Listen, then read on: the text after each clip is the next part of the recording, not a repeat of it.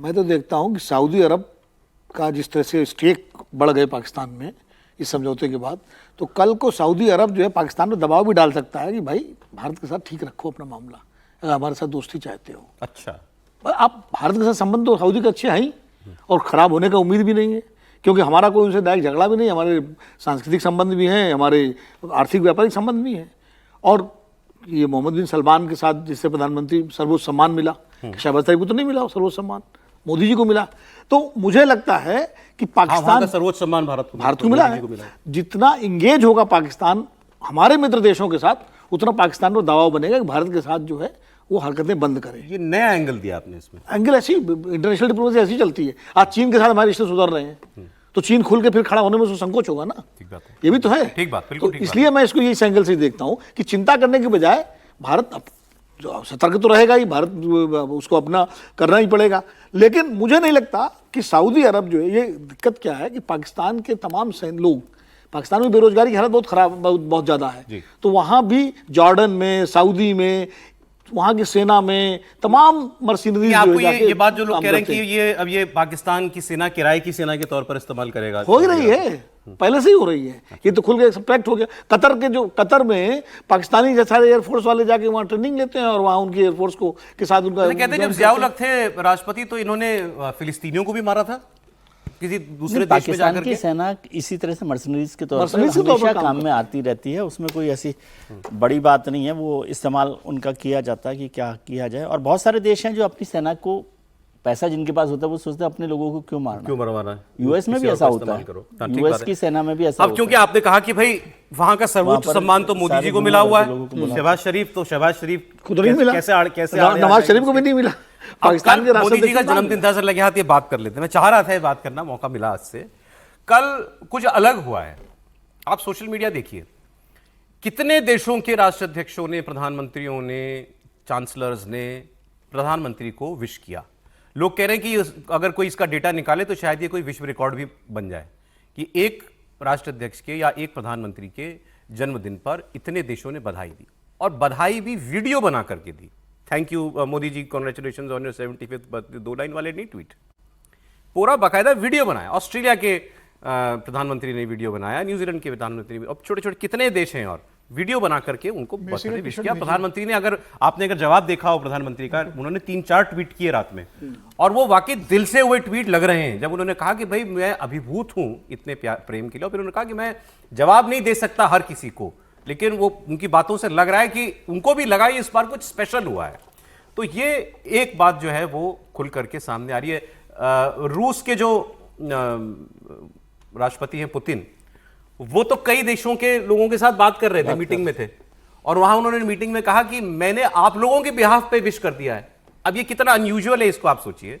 एक व्यक्ति जो एक मीटिंग में बात कर रहा है और वहां वो कह रहा है कि मैंने भारत के प्रधानमंत्री को उनके जन्मदिन पर बधाई दी, और मैंने आप सबकी ओर से भी बधाई दी। ये उनका इंटरनल मीटिंग चल रही, उसमें ये डिस्कशन हो रहा है, पुतिन उसमें इस बात को बता रहे हैं। फिर उन्होंने कहा कि भारत इस वक्त एक बहुत स्वतंत्र विदेश नीति पर चल रहा है। ये वो कहेंगे क्योंकि हम ट्रंप के दबाव में जो है नहीं झुके, और ट्रंप का ट्वीट तो आपके सामने था ही। उस सबके उस ध्यान में रखते हुए, कॉन्टेक्स्ट में रखते हुए इस खबर को हमको देखना चाहिए। त्रिपाठी जी, नहीं देखिए, कल पता नहीं वो लिम्का बुक रिकॉर्ड वाले और वर्ल्ड बुक रिकॉर्ड वाले कल वो एक्टिव थे या नहीं थे, लेकिन दुनिया में कभी किसी राष्ट्राध्यक्ष को इतने स्टेट हेड्स ने जन्मदिन की शुभकामनाएं इस तरह से नहीं दी। डोनाल्ड ट्रंप से शुरुआत हुई तो वो तो लग रहा था भाई थोड़ा झगड़ा है, थोड़ी तलखी है, थोड़ी मारामारी है तो बनता है, लेकिन उसके बाद मतलब लाइन लग गई। जैसे कहते हैं ना कि दिवाली पे वो फुलझड़ी जलने लगती है तो रुकती नहीं है, तो कुछ उस तरह के अंदाज में हुआ। और उसमें भी सबके जो प्रधानमंत्री नरेंद्र मोदी का बर्थडे विश का तरीका था, उसमें एक कॉमन बात थी, एक पर्सनालिटी जो भारत के हितों को लेकर बहुत सतर्क और सचेत है, एक व्यक्ति जो दुनिया में उम्मीद की किरण के तौर पर, उसमें आप अंडरलाइन अगर आप देखेंगे तो जितने भी लोग हैं उनके कहने में ये जरूर है, और वो जितने भी देश, अलग अलग देशों के राष्ट्राध्यक्ष हैं। मैं वो एक पोस्ट निकाल रहा था, एक अमेरिकन एक्सपर्ट हैं, उन्होंने ये लिखा है कि शायद दुनिया में पहली बार ऐसा हुआ होगा कि किसी देश के प्रधानमंत्री को या किसी देश के राष्ट्रपति को विश करने के लिए ऐसे कतार लगी हुई है राष्ट्राध्यक्षों की।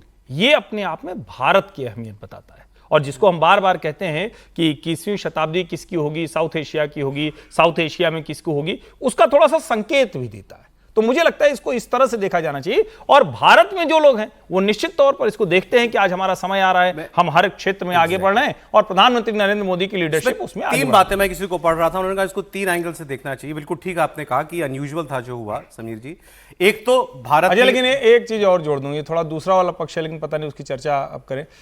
इसमें भी कुछ विघ्न संतोषी वो कह रहे हैं कि पेड कैंपेन है। अब अगर अमेरिकी राष्ट्रपति को कोई पेड कैंपेन करा ले, रूसी राष्ट्रपति को कोई पेड कैंपेन करा ले, सऊदी के प्रिंस को कोई, वो इसमें कह रहे हैं कि जैसे बुर्ज खलीफा पर तस्वीर आई प्रधानमंत्री की, तो वो आप करवा सकते हो, या यूरोप में किसी देश के किसी छोटे से शहर के अंदर जो है एक बिल बोर्ड पर उनका चल रहा है हैप्पी बर्थडे मोदी जी, तो वो कोई समर्थक करा सकता है, लेकिन राष्ट्राध्यक्ष से थोड़ी आप करा दोगे। कि एक तो भारत की बढ़ती हुई इकोनॉमी, वर्ल्ड स्टेज पर आपका बढ़ा हुआ वजन, तीसरा नरेंद्र मोदी की लीडरशिप, और उसमें खास तौर पर अभी पिछले 2-3 महीनों में जिस तरीके से आप अमेरिका के सामने खड़े हुए, ये इसका दुनिया ने नोटिस लिया इस बात का कि ये भारत और भारत का प्रधानमंत्री अमेरिका से भी नहीं दबता।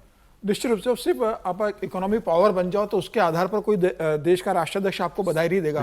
अमेरिका तो इकोनॉमी से इतने बड़ी है, क्या शी जिनपिंग को कितने आते हैं, शी जिनपिंग को कितने आते हैं, ट्रम्प साहब को कितने आते हैं। तो सिर्फ इकोनॉमी रूप से पावरफुल होना क्राइटेरिया, आपका व्यक्तित्व कैसा है, आपने अपने देश में कैसा व्यवहार किया है, आपने अपने देश को कितने आगे लेकर गए, और उसके अलावा अपने दुनिया में आपका परफॉर्मेंस कैसा रहा है, दुनिया के दूसरे देशों के साथ आपका संबंध कैसा रहा है।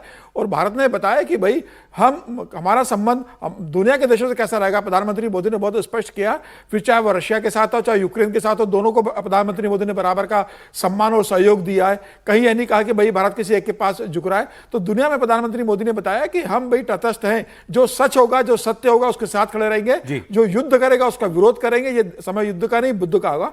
और सिर्फ राष्ट्राध्यक्ष की बात नहीं, अब वर्ल्ड के नामी स्पोर्ट्स के जो पर्सनालिटीज है उन्होंने विश किया है। मेसी ने अपने वर्ल्ड कप की जो टी शर्ट है वो प्रधानमंत्री मोदी को अगर भेजी है तो बताइए मेसी को क्या जरूरत थी, वो कोई पॉलिटिशियन तो है नहीं, उसे तो प्रधानमंत्री के साथ मिलकर कोई द्विपक्षीय वार्ता करना नहीं है, उसे तो प्रधानमंत्री के साथ कोई बिजनेस डील नहीं करना है। लेकिन अगर मेसी कर रहा है, अगर दुनिया के तमाम बड़े क्रिकेटर, स्पोर्ट्स के, वॉलीबॉल के खिलाड़ी अगर कर रहे हैं प्रधानमंत्री मोदी को, जो कभी मिले भी नहीं और संभावना भी कम है मिलने की, ये बताता है कि प्रधानमंत्री मोदी का व्यक्तित्व कितना बड़ा है। भारतीय के तौर पर अच्छा महसूस करने का दिन था।